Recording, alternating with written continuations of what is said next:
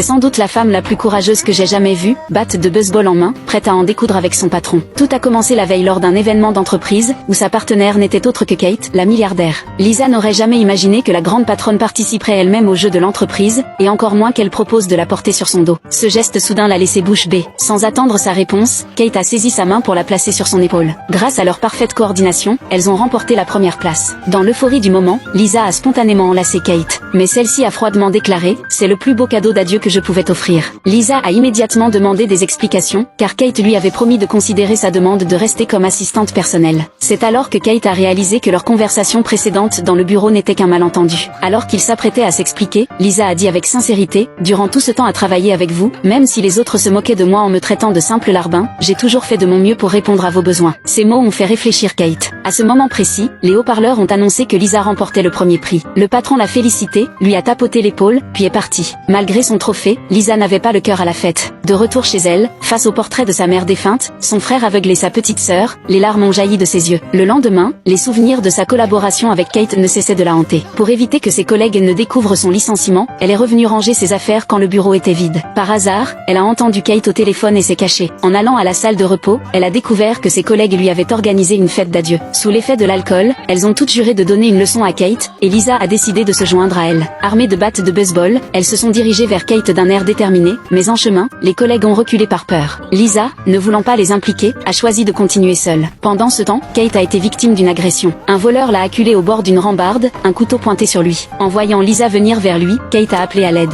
Lisa, croyant à une hallucination, s'est instinctivement inclinée pour s'excuser. Ne voyant personne autour, elle s'est demandé si elle perdait la tête, quand elle a de nouveau entendu Kate crier. Cette fois, elle a compris la situation. Le voleur a rapidement bâillonné Kate, et dans la lutte, ils sont tombés tous les deux. Le voleur tentait de fuir, mais Kate le retenait fermement. Alors que le couteau du voleur menaçait la vie de Kate, Lisa est intervenue à temps, assommant l'agresseur. Elle a demandé anxieusement si Kate allait bien, mais celui-ci, méfiant, lui a dit de ne pas rapprocher. Il a ensuite écarté l'arme et a prudemment retiré le masque du voleur, croyant reconnaître son visage. À cet instant, le voleur a repris conscience et a saisi le couteau pour attaquer Lisa. Kate a voulu l'empêcher, mais le voleur l'a tailladé à la poitrine, le faisant perdre connaissance et basculer par-dessus la rambarde.